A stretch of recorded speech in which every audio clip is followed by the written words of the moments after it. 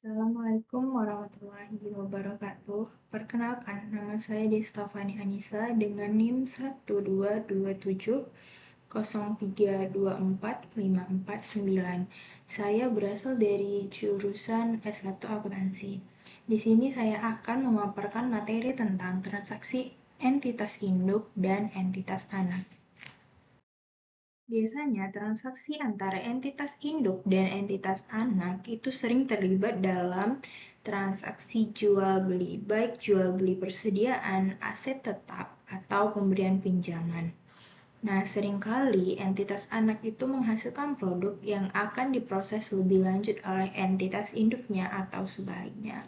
Nah, dari bagian ini kita bisa melihat transaksi antar entitas dalam suatu kelompok usaha yang terdiri dari entitas induk, entitas anak A, dan entitas anak B. Dan muncullah transaksi-transaksi yang terjadi saat mereka beroperasi. Yang pertama adalah transaksi hulu, di mana transaksi hulu ini disebut sebagai downstream. Nah, transaksi hulu adalah transaksi yang terjadi dari entitas induk ke entitas anaknya. Contohnya itu seperti entitas induk ini memberikan pinjaman kepada entitas anaknya. Maka itu disebut sebagai transaksi hulu. Sedangkan transaksi hilir atau upstream itu adalah transaksi yang terjadi dari entitas anak ke entitas induknya. Ya, contohnya seperti PT Indonesia Power menjual tenaga listrik kepada PT Perusahaan Listrik Negara atau Persero. Nah, itu dikatakan sebagai transaksi hilir. Selanjutnya ada transaksi lateral, yaitu transaksi yang terjadi dari entitas anak A ke entitas anak B. Nah, contohnya itu yaitu sesama entitas anak dari PT Astra Internasional terlibat dalam transaksi jual beli persediaan. Nah, itu dikatakan sebagai transaksi lateral.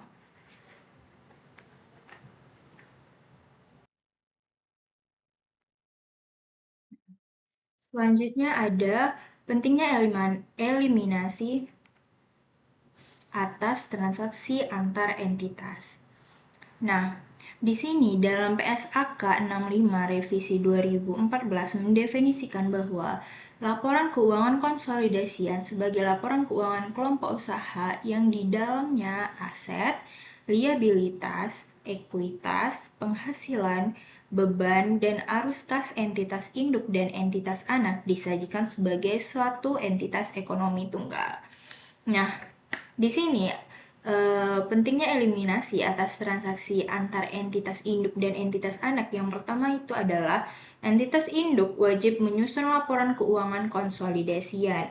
Nah, yang kedua ada laporan keuangan konsolidasian menganggap bahwa entitas anak dan entitas induk dan entitas anak adalah entitas tunggal atau satu kesatuan. Sehingga seluruh transaksi dari entitas induk ke entitas anak harus dieliminasi. Selanjutnya ada contoh transaksi penjualan persediaan. Nah, di sini ada PT Palapa memiliki 100% saham PT Samudra, di mana PT Palapa itu sebagai parents dan PT Samudra itu sebagai subsidia. Nah, selama tahun 2020 terdapat transaksi penjualan persediaan oleh PTP ke PTS sebesar 10 juta rupiah. Dengan beban pokok penjualan yang dibukukan PTP terkait penjualan tersebut adalah 6 juta rupiah. Nah, di sini ada beberapa skenario dari soal tadi. Yang pertama itu adalah seluruh persediaan yang diperoleh dari PTP telah terjual seharga 16 juta rupiah. Skenario kedua yaitu seluruh persediaan yang diperoleh dari PTP belum terjual. Nah, yang ketiga adalah sebanyak 75% dari persediaan yang diperoleh dari PTP telah terjual seharga 12 juta rupiah. Nah, di sini kita akan masuk kepada skenario pertama, yaitu seluruh persediaan telah terjual. Nah, di sini kita lihat dari bagan yang saya tampilkan, yaitu PTP memperoleh persediaan dari pihak luar sebesar 6 juta rupiah. Dan PTP itu menjual persediaan kepada PTS seharga 10 juta rupiah. Dan PTS itu menjual persediaan tersebut ke pihak non-afiliasi sebesar 16 juta rupiah. Nah, dari transaksi itu kita dapat melihat bahwa penjualan pada PT Palapa itu adalah 10 juta rupiah. Dan beban pokok penjualannya adalah 6 juta rupiah. 6 juta rupiah itu kita peroleh dari harga beli PTP dari pihak luar tadi. Maka dapat dikatakan bahwa keuntungan yang diterima PTP adalah 4 juta rupiah. Selanjutnya, transaksi dari PT Samudra. Tadi PT Samudra menjual dengan harga 16 juta rupiah. Dengan beban pokok penjualannya adalah 10 juta rupiah. Nah, 10 juta ini kita dapat dari harga beli PTS pada PTP. Nah, dari penjualan dan beban pokok penjualan tadi, maka keuntungan yang diperoleh dari PTS adalah 6 juta rupiah. 6 juta rupiah. Nah, karena kita melakukan konsolidasian, maka kita harus menggabungkan antara transaksi PTP dan PTS menjadi satu transaksi karena mereka adalah satu entitas tunggal. Nah, di sini kita dapat melihat bahwa nominal untuk penjualan dari transaksi PTP dan PT Samudra adalah 26 juta rupiah dan beban pokoknya adalah 16 juta rupiah dengan laba kotornya adalah 10 juta rupiah. Nah, selanjutnya kita akan mengeliminasi semua transaksi-transaksi yang terlibat dalam operasi PTP dan PT Samudra. Maka dari itu kita harus mengeliminasi penjualan dan beban pokok penjualannya sebesar 10 juta rupiah. Masing-masing 10 juta rupiah ya teman-teman, karena penjualan dari kita mengambil nilai dari penjualan PTP ke PTS dan beban pokok penjualan dari PTS ke pihak luar, maka konsolidasinya adalah penjualannya sebesar 16 juta, beban pokoknya adalah 6 juta, dan laba kotor atau keuntungannya adalah 10 juta rupiah. Selanjutnya ada skenario 2 atau seluruh persediaan di sini belum terjual hingga akhir periode akuntansi. Nah, di sini kita lihat dari bagian ini kita mengetahui bahwa PTP memperoleh persediaan sebesar 6 juta rupiah. Lalu dia menjual kepada PTS sebesar 10 juta rupiah. Nah, dengan beban pokok penjualannya adalah 6 juta rupiah. Maka dari transaksi PTP ke PTS tersebut, kita mengetahui bahwa keuntungan dari PTS tadi adalah 4 juta rupiah. Maka dari itu, keuntungan atas penjualan yang dibukukan PTP sebesar 4 juta rupiah. Nah, ternyata sampai dengan akhir periode, PTS itu tidak mampu menjual persediaan yang ia peroleh dari PTP tadi ke pihak non-afiliasi, maka keuntungan yang dibukukan oleh PTP belum terrealisasi. Maka dari itu, kita juga harus mengeliminasi keuntungan yang didapat dari PTP tadi, karena dari awal persediaan itu masih di tangan PTP atau masih di dalam satu entitas usaha tersebut. Maka dari itu ini kita bisa lihat dari tabel di bawah bahwa penjualan PTP itu adalah 10 juta, beban pokoknya adalah 6 juta, dan persediaannya sudah diberikan kepada PTS. Dan di sini PTS karena tidak ada melakukan transaksi, hanya membeli persediaan, maka PTS hanya mencatat persediaan saja. Nah, sebelum konsolidasian, kita harus menggabungkan transaksi yang terjadi dari PTP dan PTS tadi. Nah, kita mendapatkan penjualannya adalah 10 juta rupiah, beban pokoknya adalah 6 juta rupiah, dan persediaan adalah 10 juta rupiah. Maka kita harus mengeliminasi semua yang terjadi pada transaksi-transaksi PTP dan PTS. Dan keuntungan tadi kita eliminasi untuk mengurangi persediaan dari entitas tunggal tersebut. Maka untuk eliminasi penjualan itu adalah 10 juta rupiah dan beban pokoknya adalah 6 juta rupiah, dengan mengurangkan persediaannya dari keuntungan tadi adalah 4 juta rupiah. Maka persediaan yang masih ada adalah sebesar 6 juta rupiah. Selanjutnya adalah skenario 3, yaitu sebagian persediaan terjual atau hanya 75%-nya saja.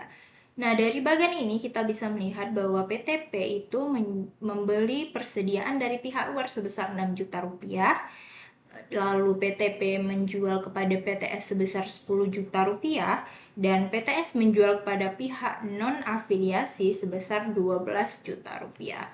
Nah, dari transaksi ini kita bisa lihat tabel di bawah bahwa penjualan yang dilakukan oleh PTP adalah 10 juta tadi ya, dan beban pokoknya adalah 6 juta rupiah dengan mendapatkan laba kotor yaitu 4 juta rupiah. Selanjutnya PT Samudra.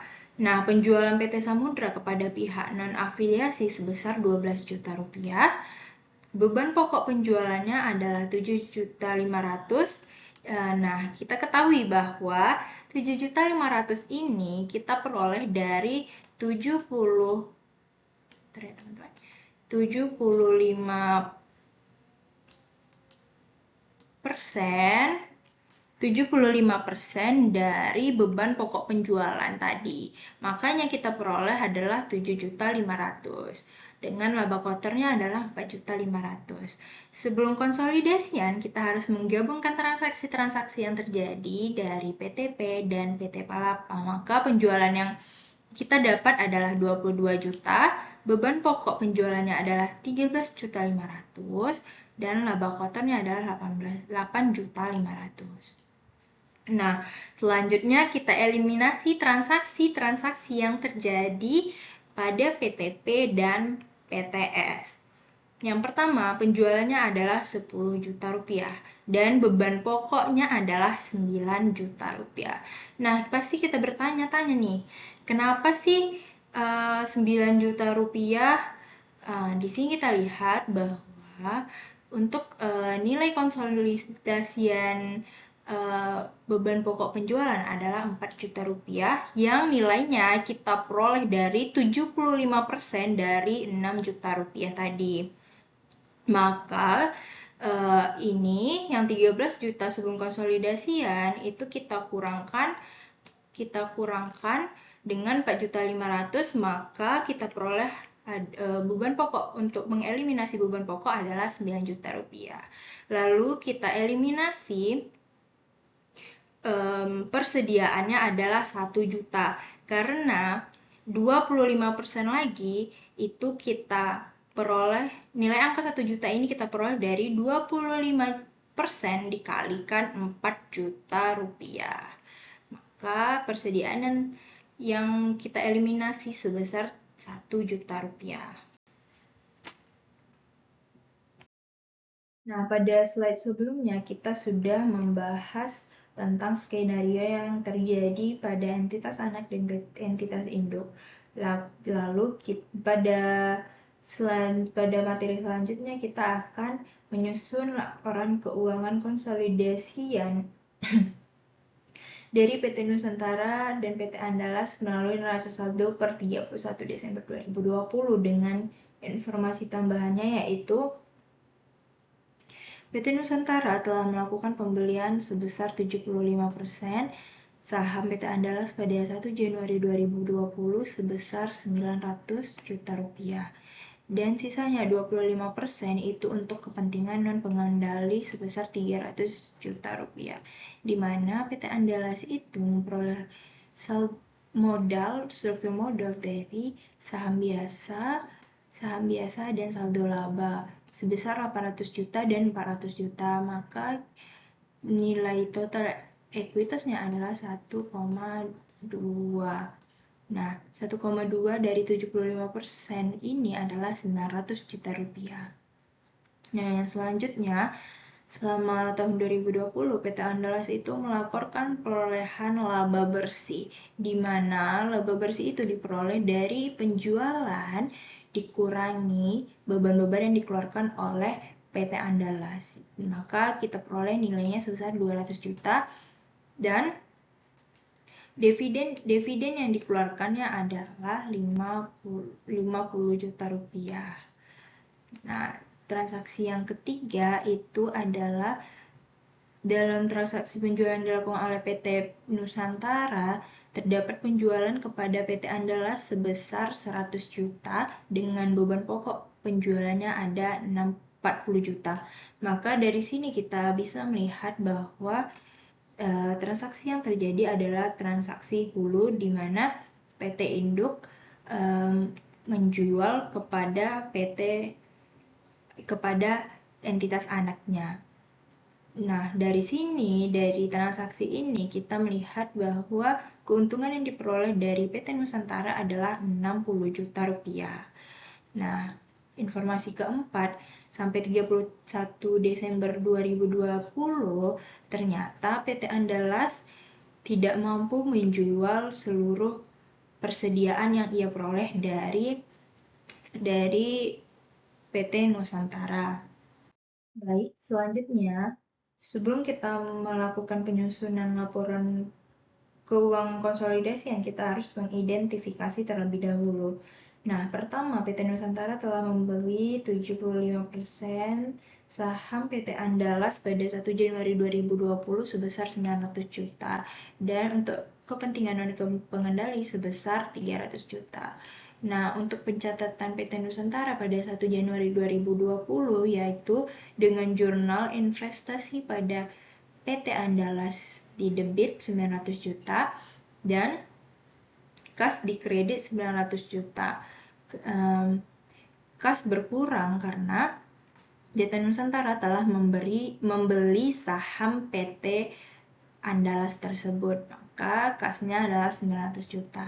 Selanjutnya, selama tahun 2020, PT Andalas memperoleh laba 200 juta dan membagikan dividen sebesar 50 juta, di mana kita akan mencatat untuk eliminasinya dengan metode ekuitas, di mana dengan metode ekuitas ini saat entitas anak memperoleh laba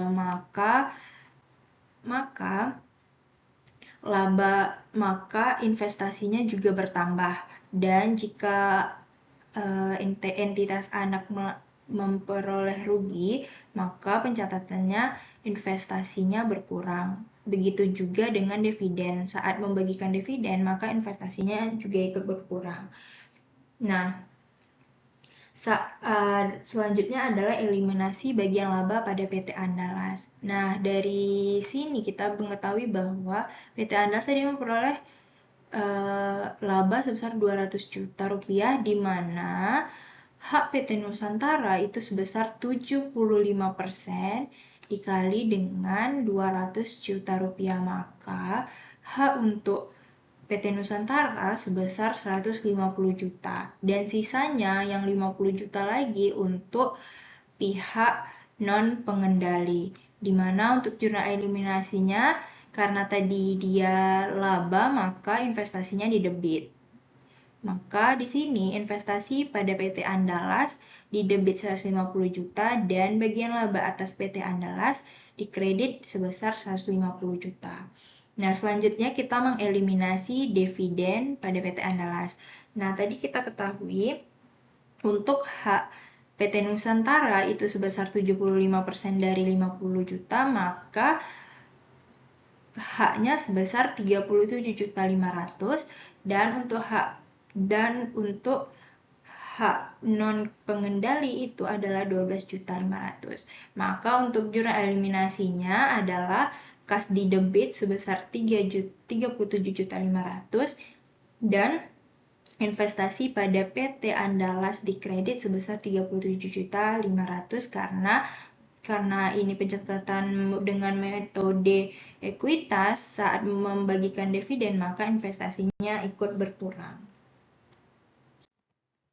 Nah, informasi tambahan yang ketiga yaitu dalam transaksi penjualan PT Nusantara terdapat penjualan kepada PT Andalas sebesar 100 juta dengan beban pokok penjualannya adalah 40 juta. Nah, dari bagian ini kita bisa lihat bahwa PT Nusantara itu membeli persediaan dari pihak luar sebesar 40 juta dan PT Nusantara menjual kepada PT Andalas sebesar 100 juta rupiah. Nah, dari transaksi ini kita bisa melihat bahwa PT Nusantara tadi menjual dengan harga 100 juta rupiah dan beban pokok penjualannya adalah 40 juta rupiah. Maka dia mendapatkan keuntungan sebesar 60 juta rupiah. Nah, ternyata PT Andalas sampai dengan 31 Desember 2020 dia tidak dapat melakukan penjualan atas seluruh persediaan yang ia peroleh dari entitas induknya, maka pencatatan untuk transaksi PT Andalas dikatakan tidak ada. Maka persediaan yang sampai akhir periode itu masih pada PT Andalas atau masih pada pihak afiliasi ini. Nah, sebelum kita konsolidasikan harus kita eliminasi terlebih dahulu, yaitu beban pokoknya adalah 100 juta, maaf teman-teman, maksudnya penjualan adalah 100 juta, beban pokoknya adalah 40 juta. Dan dari persediaan tadi kita kurangin bahwa tadi kita mendapat dari PT Nusantara tadi mendapatkan keuntungan sebesar 60 juta dikurangkan dengan persediaan yang masih ada di tangan PT Andalas sebesar 100 juta, maka persediaan yang tersisa sampai akhir periode sebesar 40 juta rupiah. Ya, saat PT Nusantara membeli persediaan kepada pihak luar. Itulah nilai persediaan hingga akhir periodenya. Selanjutnya kita akan melakukan pencatatan perubahan nilai investasi pada PT Nusantara dan kepentingan non pengendali. Nah, saldo awalnya itu adalah 900 juta.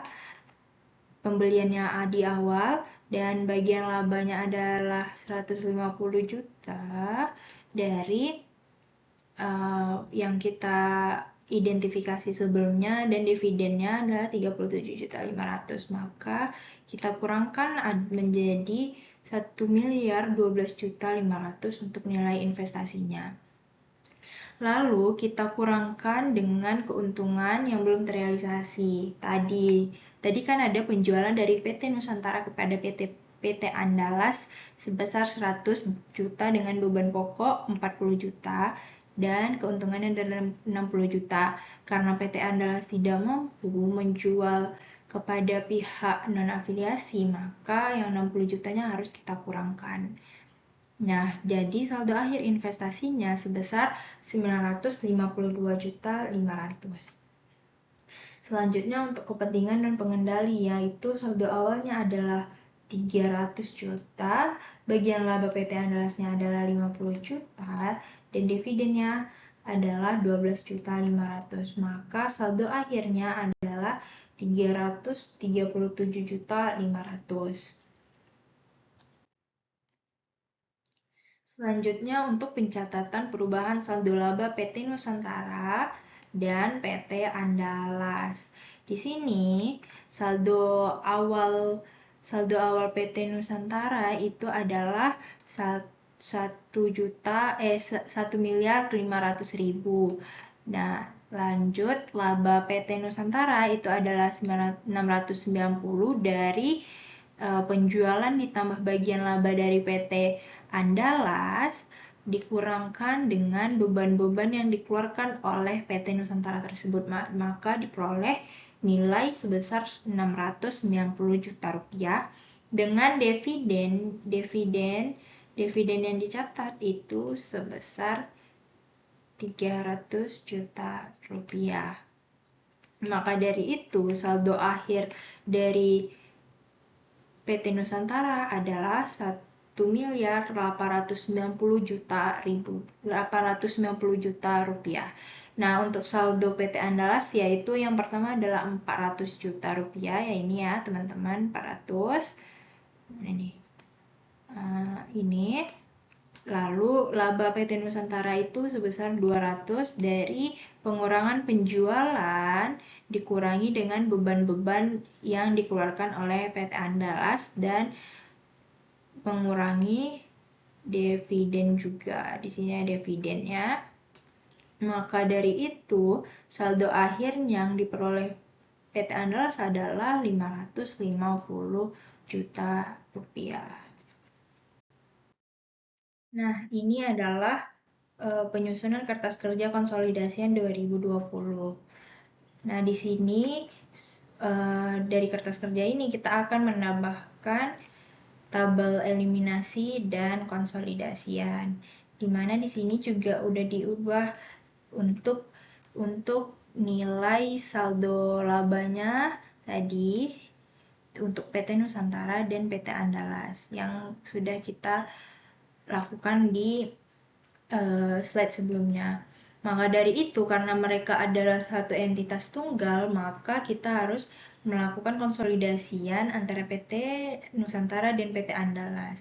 Maka kita dapat konsolidasian untuk kas yaitu sebesar 1.687.500.000 rupiah. Nah, begitu juga untuk seterusnya. Nah, untuk jurnal eliminasi yaitu yang pertama adalah kita mengeliminasi persediaan. Karena tadi kan kita mendapatkan keuntungan dan PT Nusantara telah melakukan pencatatan, maka dari itu kita harus mengeliminasinya sebesar 60 juta rupiah. Dan selanjutnya investasi pada PT Andalas sebesar 952.500.000 juga ikut kita eliminasi karena mereka adalah satu entitas, maka harus kita hapuskan. Maka sudah tidak ada nilai investasi pada PT Andalasnya. Selanjutnya, untuk saham biasa juga ikut kita eliminasi sebesar 800 juta rupiah dan saldo labanya 550 juta rupiah. Nah, selanjutnya ada kepentingan non pengendali sebesar 337.500.000 dan di sini tetap kita lakukan pencatatan sebesar 337.500.000 di kredit. Nah, di sini untuk asetnya itu adalah 8.272.500.000 dan untuk total nilai liabilitas dan ekuitas adalah 8.272.500.000. Maka ini dikatakan sudah balance ya teman-teman. Nah, segitu contoh dari persediaan penjualan persediaan. Baik, selanjutnya kita masuk kepada transaksi penjualan jasa. Eliminasi untuk transaksi penjualan tidak sekompleks eliminasi untuk transaksi penjualan persediaan. Nah, jurnal eliminasi atas transaksi penjualan jasa antara entitas induk dan entitas anak dibuat dengan menghapus pendapatan dan beban terkait. Nah, selanjutnya ini ada contoh transaksi penjualan jasa.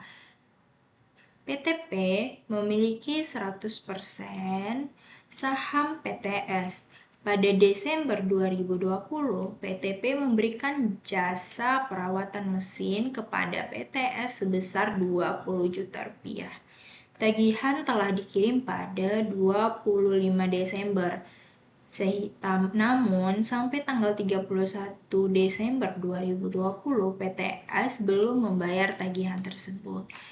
Nah, dari transaksi PTS dan PTP, maka kita akan membuat jurnal dari masing-masing PT. Dari yang pertama adalah PTP, yaitu membuat jurnal dengan piutang usaha 20 juta pada kas 20 juta. Sementara PTS itu membuat jurnal dengan akun beban perawatan 20 juta dan utang usahanya adalah 20 juta rupiah. Selanjutnya, pendapatan jasa yang diakui PTP harus dieliminasi. Karena pendapatan yang diperoleh tadi itu merupakan satu entitas tunggal. Sedangkan dari sisi PTS, beban perawatan yang juga harus dieliminasi karena manfaat beban tersebut diperoleh dari entitas induknya. Maka, untuk jurnal eliminasi, kita melihat bahwa pendapatan jasa adalah 20 juta pada beban perawatan 20 juta. Nah, dari sudut pandang konsolidasian, PTP dan PTS merupakan satu kesatuan sehingga piutang di antara kedua perusahaan karena mereka adalah entitas tunggal, maka harus dieliminasi. Dan maka jurnal eliminasinya adalah utang usaha 20 juta pada piutang usaha. Sekian pemaparan materi tentang transaksi entitas induk dan entitas anak. Apabila ada kesalahan, mohon dimaafkan dan semoga materi yang saya bawakan dapat memberikan manfaat kepada teman-teman semua. Terima kasih.